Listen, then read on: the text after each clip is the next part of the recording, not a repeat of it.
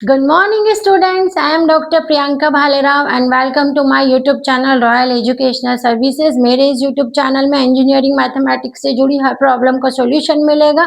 साथ ही साथ में अदर फील्ड में यूज होने वाले मैथ्स के भी मैं वीडियोस अपलोड करती रहूंगी। जैसे कि हम first order linear differential equation की बात कर रहे हैं।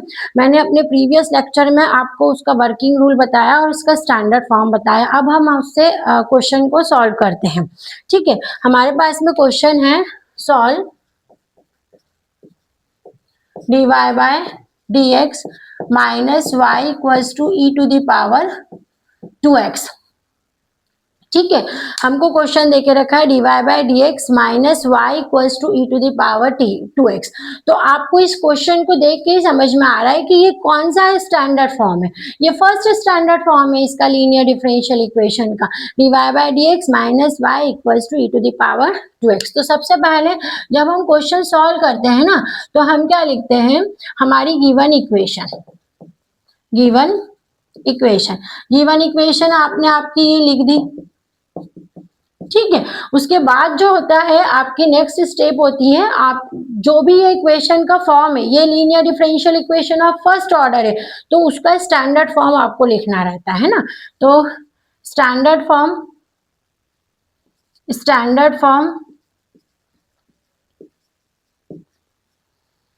ऑफ लीनियर डिफरेंशियल इक्वेशन क्या होता है, dy by D X plus P Y equals to Q.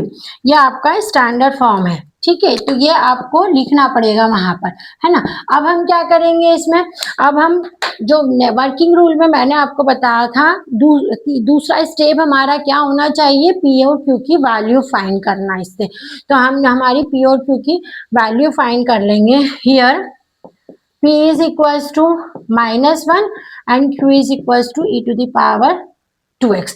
ये थी स्टैंडर्ड फॉर्म में, इसलिए हमने फिर डायरेक्ट कंपेयर करके P और Q की वैल्यू निकाल ली। ठीक है, अब हमारी जो नेक्स्ट स्टेप है वो है फाइंड करना इंटीग्रेटिंग फैक्टर मीन्स IF। ठीक है, तो हम फाइंड करेंगे IF। हमारा IF हम फाइंड करेंगे। IF का फॉर्मूला होता है e to the power integral P dx, we know that, है ना। आपने इंटीग्रेटिंग फैक्टर का फॉर्मूला लिख दिया। अब आप इसमें ये वैल्यू पुट कर देंगे, IF equals to E to the power integral -1 dx। P की वैल्यू कितनी थी, -1 थी, तो आपने P की जो वैल्यू है वो रख दी वहां पर। तो ये कितना हो जाएगा, इसको इवैल्यूएट कर लेंगे, -1 इंटीग्रल dx, तो ये हो जाएगा आपका e to the power -x, e to the power -x। यानी जो इंटीग्रेटिंग फैक्टर आ गया आपका e to the power -x आ गया। ठीक है, अब इसके बाद हम क्या करते हैं, जब इंटीग्रेटिंग फैक्टर निकल जाता है तो हम उसका सॉल्यूशन पे जाते हैं ना। तो उसका सॉल्यूशन का फॉर्मूला वी नो दैट मैं आपको बता चुकी हूँ, y into integrating factor equals to integral q into integrating factor dx plus में कांस्टेंट।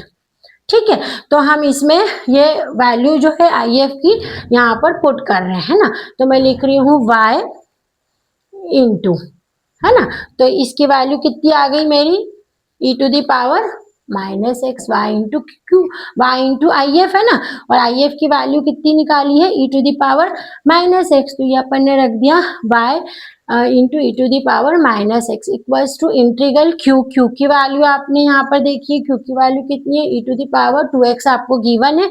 अगेन IF यानी e to the power -x dx plus आपका कांस्टेंट।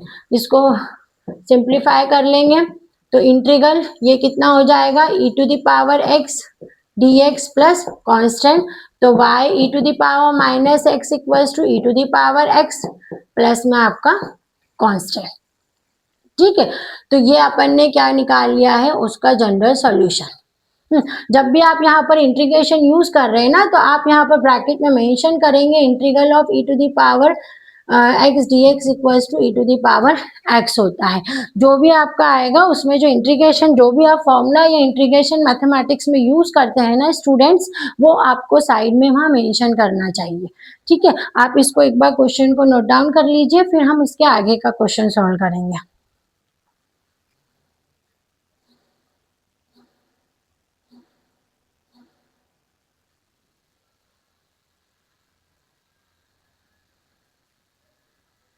Thank you.